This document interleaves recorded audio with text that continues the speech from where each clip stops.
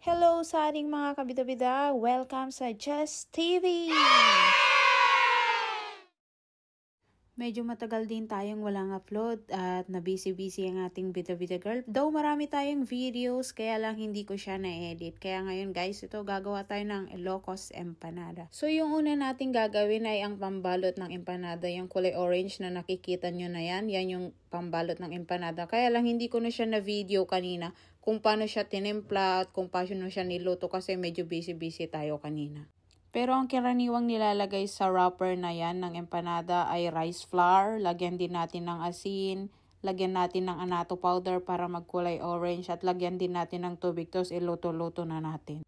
Basically, lalagyan namin siya ng itlog, repolyo. Ginisa na namin yung repolyo para hindi siya matigas at hindi masira ang ating pambalot. Lalagyan din namin yan ng giniling na karne. Templado na po yung karne.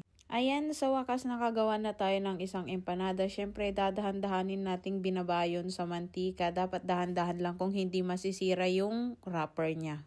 Ay, wag nyo palang i-bash yung mantika namin, ano? Kasi sa totoo lang, pangalawang gamit na namin yan. Kasi guys, kamahal ng mantika. Tapos ang dami naming magagamit, pangalawang gamit na yan. Una, ginamit namin yan sa chicken skin. So ngayon, ulit, gagamitin natin ulit para sa empanada.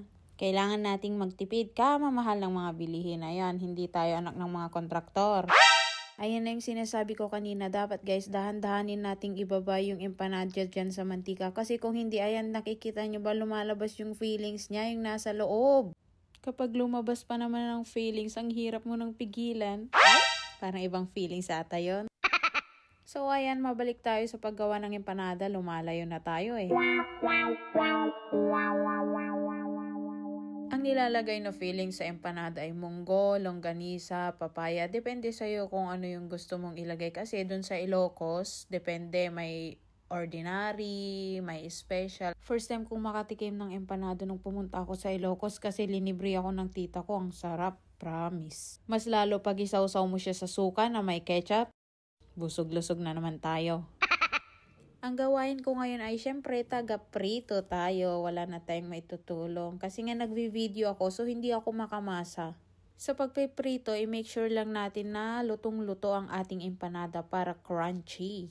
Ang mga kasama ko pala dito na gumagawa ng empanada, ayan yung nakikita yung mga nagmamasa-masa dyan ay taga Ilocos. So alam na alam nila kung paano ang gumawa ng empanada. Alam nyo ba na ang salitang empanada ay nagmula sa salitang Espanyol na empanar, na nangangahulugang ibalot sa tinapay or gawing tinapay. Dinala ng mga Espanyol ang empanada sa Pilipinas noong panahon ng kanilang pananakop. Naging bahagi ang empanada ng lutuing Pilipino na may mga lokal na pagbabago at pag-adapt sa bawat rehiyon. Ang empanada ng Ilocos ay magandang halimbawa na nagtatampok ng mga sangkap tulad ng berdeng papaya, munggo at longganisa.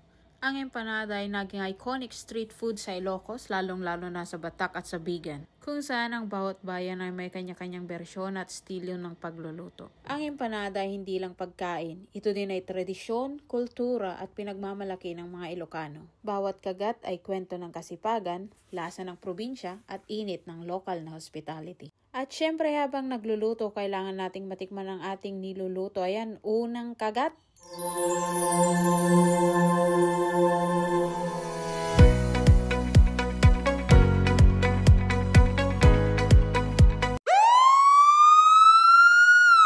Mainit pa kasi bagong luto, syempre dapat dahan-dahan lang tayo sa pagkain guys. Naluto na namin lahat ng empanada, syempre pagsasalo-saluhan na namin to. Mayroon din kaming sausawan na suka at ketchup.